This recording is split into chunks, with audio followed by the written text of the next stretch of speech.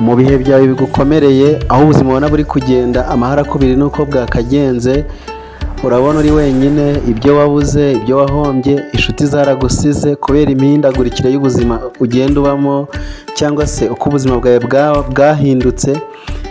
Ndagira ngo nkumenyeshe ko ibintu bitararangira, ntibirarangira kugeza igihe bizaba birangiye, kugeza igihe umuremyi wawe wagushyizeho azarangiriza cyangwa se azafunga igitabo cy'ubuzima yakwanditseho. Ndagira ngo mubwire ko hari inshuti yitwa Yesu, we ntahigiraho kujya, ntahagira ahantu yajya ngo akunyege cyangwa se ngo agusige, akureke agusigire mu menyo y'abasetsi. Ni igihe cyo kongera gutegereza Yesu, maze ukavuga ngo it's not over. Kora subscribe, share na like, ukande ku nzogera, wandike muri comment uti ntibirarangira cyangwa se it's not over. Iteka ryose akadomo gashyirwa ku nteruro n'uwayitangiye cyangwa se umuntu watangiye yandika interuro. Rero Satani yikubwira ko agiye gushyira akadomo ku buzima bwawe, ko si watangiye wandika interuro y'ubuzima bwawe. Niba utaratunga Yesu, ndakumenyesha ko Yesu ariwe Alpha na Omega, niwe tangiriro n'iherezo ku biriho byose. Bisobanuye ko ubuzima bwawe n'ibiriho byose bishyirwaho akadomo na Yesu, kuko niwe tangiriro ni nawe herezo. Kuva mu ntambara utsinzwe ni ubutwari kurusha kuva mu ntambara umanitse amaboko utarwanya. Vuga ngo it's not over, ntibirarangira kugeza igihe birangiriye. Iyo turebye inkuru za Gehazi na Elisa, icyo gihe babonaga ko ubuzima bwabo burangiye cyangwa se ibintu birangiye.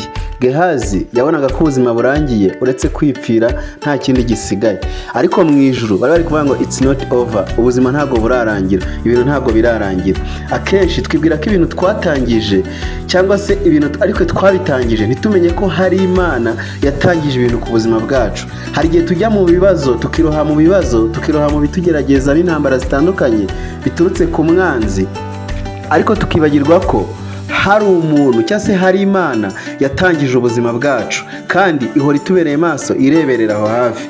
Ngo icyo gihe ingabo z'Abasiriya zendaga gutera Abisirayeli, ariko ngo uko bashaka gutera ngo niko Elisa yahoraga agira amayerekwa n'ubuhanuzi, akabwira Abisirayeli ukuntu baza kwirinda ingabo z'Abasiriya. Ingabo z'Abasiriya babwira umwami bati hari umugabo uri muri Isirayeli ukunda kuvuga ibyo turi bugiye gukora nuko turi butere n'igihe dutera naho turi bunyure turi butere. Nuko umwami w'Isiriya aravuga ngo bazane Elisa bamufate cyangwa se bamwice, mbega bica umuntu ugomeza uvuga ngo turaza gutera gute cyangwa se utanga amakuru y'ubutasi bwacu. Igihe cyo kumwica kigeze, bohereza ingabo zijya muri Isirayeli, zimenya urugo zirarugota. Zimaze kurugota, ndahamya ko Satani we yumvaga ko amabanga y'Imana atazongera kugera ku bantu b'Imana, cyangwa se iby'Imana ishaka ku bantu bayo hatazongera kuboneka undi muntu bivuga. Ariko mu ijuru bari kuvuga ngo ntago birarangira, hari ubundi buzima bwa Elisa, hari ubundi buzima bwa Gehazi, hari ubundi buzima Imana iteganije. Ngo Imana yari yohereje abamarayika barinda Elisa, cyangwa se bahoraga bamurinda buri gihe. Mu gihe Abasiriya bibwiraga yuko bari bumwice, Imana yari yohereje ingabo zo kumurinda.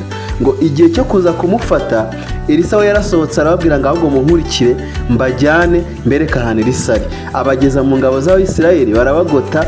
Mu gihe cyo kubica, Elisa aravuga ngo mubagaburire barangize bataye, kubera ko gahunda y'urupfu rwa Elisa yari itaragera, igihe cyari kitaragera. Hari igihe kirekire n'ubupanga Imana ifite. Igihe Sawuli yibwiraga yuko birangiye, ingabo zatojwe igisirikare ziri kwisha mu myobo ko Goliyati atsinze, Abafilisitiya bagiye kwataka Abisirayeli bakabica, Dawidi nibwo yaje, umwana mutoya ufite imyaka mikeya, aza kurwana intambara, kubera ko mu isi bo babonaga byarangiye, ariko imbere y'Imana byari bitarangira. Hari ikintu kimwe gituma cyangwa se kigaragaza ko twamaze kwemera ko ibintu byarangiye, ni igihe twatangiye kugira ubwoba. Satani yagira ngo atwereke ko dupfuye twashize, arabanza akadushyiramo ubwoba.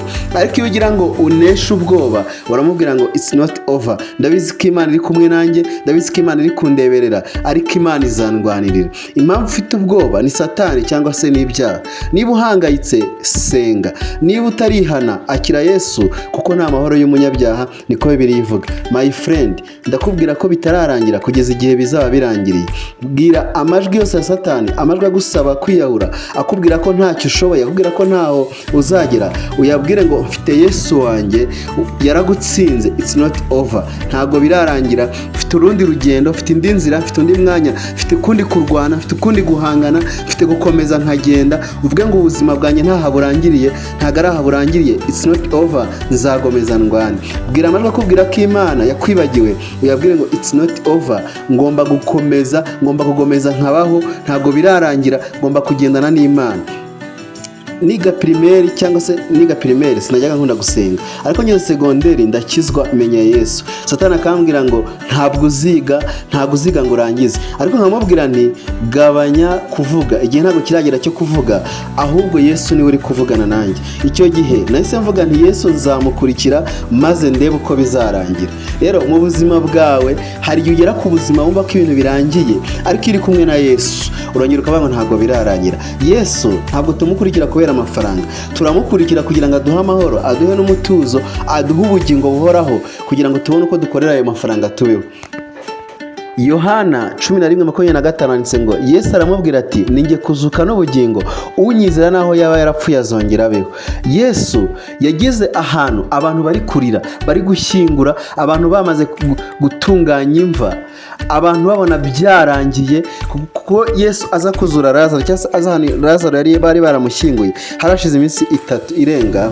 Ariko Yesu amaze kuhagera baramubwira ngo wikegera n'ahantu Lazaro ari, kuko yanutse, yaboze, yarangiye. Wikishuka, utaza no kugira n'uburwayi, utahagirira amareje, utaza no kuruka, ibintu byarangiye. Ariko Yesu yabonaga bitararangira, hari ikintu Yesu yashaka gukora, yashaka kugira ngo yereke abantu bose ko Yesu ari we buzima, ari we kuzuka, ari we kubaho, ari we bugingo. Iyo ufite Yesu uba ufite kongera kubaho, iyo ufite Yesu uba ufite kongera kuvuga, kongera gutegeka, kongera kubanaho na Yesu. Umuti wonyine wo kongera kubaho ni Yesu. Iyi si izabaho neza ari uko ifite Yesu, iyi si izabaho neza ari uko yakiriye Yesu, iyi si izabaho neza ari uko yongeye kwakira Yesu, ikamwimika, ikamubeshaho. Ibi byorezo byugarije isi bizatsembwa na Yesu. Izi ntambara ziri komangana mu migabane, zigenda zikomanga mu isi yose, muri buri gihugu n'ahantu hose, zigomba gukurwaho na Yesu wenyine.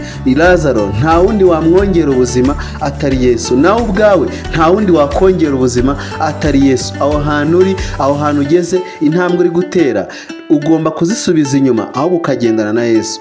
Ubuzima Yesu atanga buri kukubwira ngo it's not over. Ubuzima Yesu atanga buri kuvuga ngo ntago birarangira. Ubuzima Yesu atanga buri gusakuza bukubwira ngo garuka, it's not over. Satani yigushuka ngo witererane, wihemukire, wisige, wumve wirekuye, wumve wijugunye. Ndagira ngo nkubwire ko ugomba kurwana, ugakorana na Yesu, ugakorana na Yesu muri operasiyo yo kubeshaho ubuzima bwawe, ugakorana na Yesu muri operasiyo yo kubeshaho imibereho yawe, ugakorana na Yesu muri operasiyo yo gukizwa ukinjira mu bwami bw'Imana. Yobu 14:7 haranditse ngo erega hari ibyiringiro yuko igiti iyo gitemwe cyongera gushibuka, kandi kikajya kigira amashami y'ibitonono. Mbega biragoye kumva ko igiti cyatemwe, cyatsinwe, cyakuzweho, cyatsembweho, cyakongera kikamera, kigashibuka, kikazana amababi. Ariko ibyo bintu Imana irabishoboye. Imana ishoboye gufata umubano wavuye ikawusubizaho, ishoboye gufata ibintu byarangiye bikongera bikajyaho, ishobora gufata ubuzima bwatsembwe bukongera bukamera, bukabaho, bukagira imbaraga, bugashisha, bugakomera. Imana ishobora gufata igiti kiri mu butayu kikamara imyaka 1000 kiriho, cyongera gishashagirana, utamenya ngo amazi avahe, kubera ko Yesu niwe buzima ku bidafite ubuzima. My friend, ntibyapfuye kwa Yesu birongera bikabaho, nta nubwo byasigaye inyuma kwa Yesu birongera bikagaruka imbere. Ubuzima bwawe ntago bwashize, buracyari bwinshi, buracyariho, kandi buracyakomeye, kandi buracyashoboye. Ibibazo urimo, ibyaha wigaraguyemo, ubwoba bwo kubaho ufite, ibikomere ufite by'ubuzima, ntibikwiye kugusubiza inyuma ngo wibwire ko ubuzima bwarangiye. Nta nubwo bikwiye gusobanura iherezo ry'ubuzima bwawe. Yesu aracyiteguye kuguha iherezo ritandukanye, kandi iherezo ryiza, iherezo ry'abana b'Imana, iherezo rizima. Ubuzima bwawe wikemera burangira nk'uko Satani abishaka, nk'uko abadayimoni babishaka, nk'uko abarozi babishaka, nk'uko imbaraga z'umwijima zibigutegeka. Ubuzima bwawe wikemera burangira mu bimogi, mu businzi, mu buraya bw'indengakamere, no mu kwiyahura. My friend, it's not over until will be over, until the things will be over. Niba warabayeho utazi ko ugiye kubaho, niba ubuzima bwawe warabonye bubaho ukabona umenya ubwenge ugatangira kugira memory itekereza, ifata, yandika, ikora, ibika, utazi ko watangiye kuyigira, bisobanuye ko ari na Yesu waguhaye ubuzima, ni Imana yaguhaye ubuzima, na Alpha na Omega waguhaye ubuzima. Nta kindi kintu na kimwe cyose, nta wundi muntu uwo ari we wese, nta si ari yo yose yagakwiye kugutegeka kubwira ngo iyambura ubuzima, cyangwa se ngo wumve ko ugomba kumanika amaboko ngo ucike intege, utonome, ugwe, ubohwe, ngo wumve ko ubuzima bwawe bwarangiye. Yesu afite ijambo rikomeye ku buzima bwawe. Yesu afite ijambo rikomeye ku mibereho yawe. Aracyafite ibintu byinshi byo kuvuga ku buzima bwawe. Uzi umugore wari uri mugongo ngo yari amaze imyaka 12 ava ari mugongo ajya mu mihango y'abagore cyangwa se abakobwa, ariko itazima, idahagarara, agomeza ava amaraso. Abigendana imyaka 12, ariko yumvise ko haje Yesu umukiza. Aravuga ngo uyu munsi byanga byakunda ntago birarangira. Aravuga ngo ibyabaye no munsi cyangwa ibyabaye kuri Israel ni ikimenyetso cy'ibyiza ku buzima bwanjye. Aravuga ngo ngomba kubyaza umusaruro amahirwe Yesu anzaniye cyangwa se azanye muri Israel.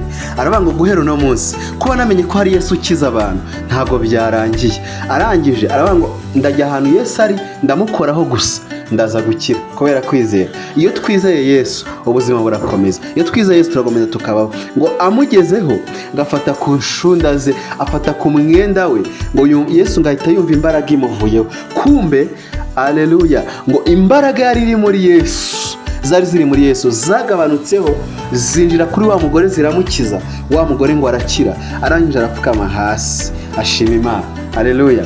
Ndagira ngo nkubwire ngo nta hantu uragera habaho Yesu atagera. Ubuzima urimo bwose bushoboka Yesu yabugeramo akakubeshaho. Ndagira ngo nkubwire ngo ntibirarangira kugeza igihe bizaba birangiriye, kuko Yesu niwe watangije ubuzima bwawe, nawe azaburangiza. Yesu niwe wavuze ku buzima bwawe, nawe azaburangiza. Yesu niwe wategetse ku buzima bwawe, ni nawe ugomba kuburangiza. Uwatangije interuro yandika ku buzima bwawe, ni nawe uzayirangiza, ashyiraho akadomo kuri ubwo buzima bwawe. It's not over my friend. Ngo wari uri ku kidendezi ahamaze imyaka 38, yarazi ko byarangiye, ngo abakire bazanaga abarwayi babo bakabajugunyamo, ko ngo marayika yarazaga ngo amazi akihinduriza, ngo amazi yakihinduriza ugahita ushyiramo umuntu wawe.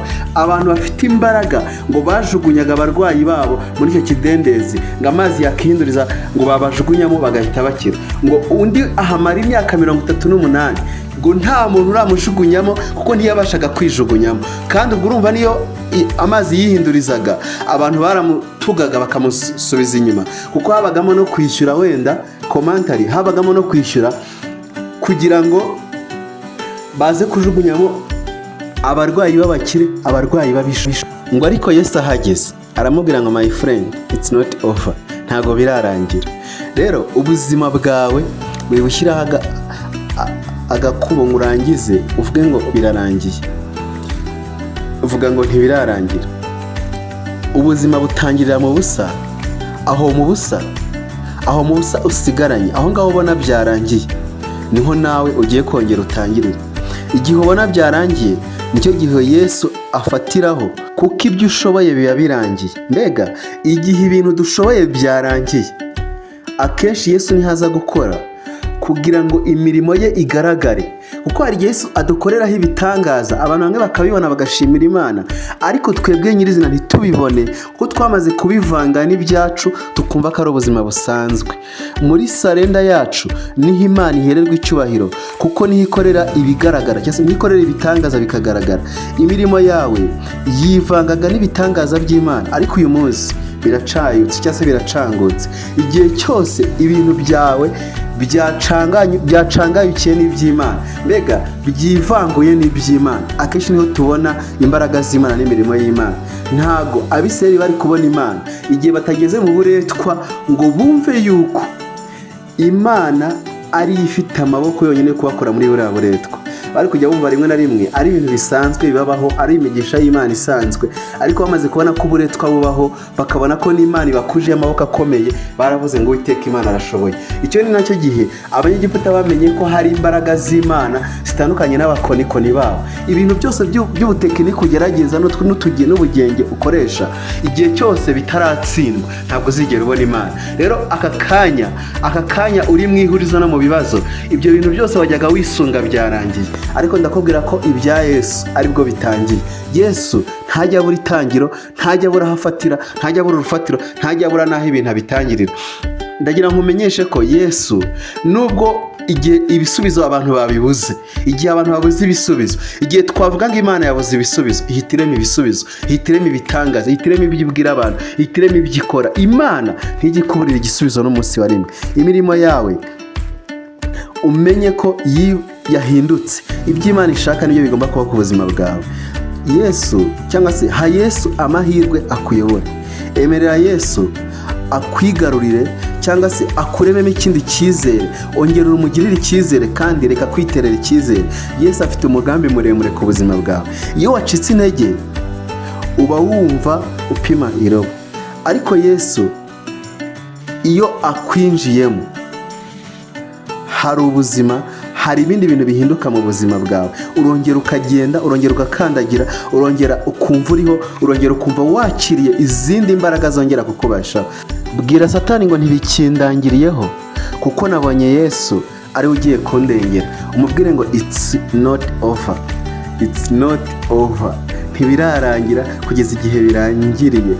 Satani wikemera ibinyoma bye kuko mu bwoba dutera ntihatwicira. Vuga ngo Yesu yaranesheje, I'm still in fight, it's not over. Vuga ngo I will shine again, I will start again, I will seed again, it's not over. Vuga ngo Satani mva mu matwi, njyewe na Yesu tuzatsinda, it's not over. Uyu munsi ndagira nkubwire ko wafata inzira nshya itandukanye n'iyo wari urimo, wafata umuhanda mushya utandukanye n'uwo wagenderagamo, wafata ubundi buzima butandukanye n'ubwo wari urimo. Bibiliya iravuga ngo umuntu wese yari muri Kristo Yesu ababaye icyaremwe gishya. Ngo dore ibya kera bishize, byose yabihindutse bishya. Iyo uri kumwe na Yesu, Yesu agushyiraho ubuzima, agushyiraho ubwirinzi, akwambika imbaraga nshya, aguha kubaho bitandukanye n'uko wabagaho. Yesu agushyiraho antimizayiro za Satani, agushyiraho imbaraga zikurinda ibitero by'umwijima n'ibitero bya Satani. Iteka ryose ugahama ugakomera mu izina rya Yesu. Iyo turi kumwe na Yesu ntibivuze ko nta bibi bituzaho.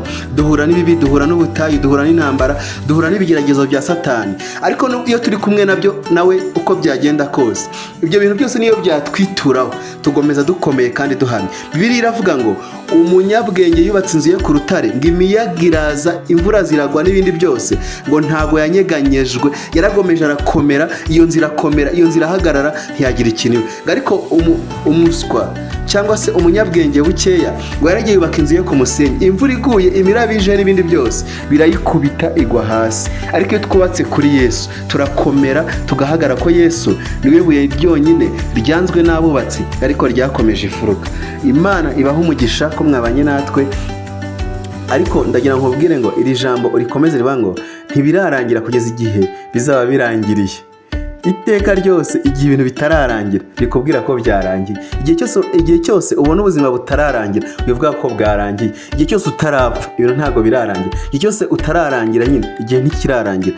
Igihe cyose ubona utashizemo umwuka ibintu ntabwo birarangira. Hari n'igihe dushiramo umwuka ariko Yesu akatwongera umwuka kugira ngo dukomeze tubeho, kugira ngo dukomeze tugire ibintu duhindura, turema mu buzima bwacu. Nta wari uzi ko ibyorezo nka COVID byari kurangira cyangwa byari kugera aho biri kugira ngo abantu bongere bagende bidagadura babeho. Imana niyo ifite ubuzima bwacu bw'abari mu isi yose. Hari igihe isi yacu turiho, ibyo dukora, tekinoloji, invention n'ubuvumbuzi bitwereka ko abanyabwenge n'abahanga bakomeye aribo bafite isi mu biganza byabo, ariko ntago bafite isi mu biganza byabo. Ufite isi mu biganza bye ni Yesu, ni Imana. Ndagira ngo mbwire ko bitararangira kugeza igihe bizaba birangiriye. Ubuzima bwawe, ubuzima bwacu buzaguma mu biganza by'Imana kugeza igihe butararangira. Yesu niwe Alpha na Omega. Yesu niwe uzarangiza byose. Yesu niwe ufite ubuzima bwacu mu biganza bye. Yesu niwe ufite ubugingo bwacu, niwe juru, niwe kubaho, niwe kuzuka,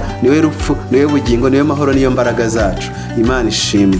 Rero Imana ibahe umugisha ko mwabanye natwe. Niba uri kumwe natwe uno mwanya, andika muri comment ngo it's not over, ntibirarangira kugeza igihe birangiriye. Yesu aguha umugisha ko wabanye natwe. Yesu akubarikiye sana. God bless you so much. Kora subscribe, kora share, kora kukazogera, wandike comment uti it's not over cyangwa se ntibirarangira. God bless you so much. Iyi ni Healing World Official, ikusanyirizo ry'ubutumwa bwiza. God bless you so much. We love you so much. God bless you so much.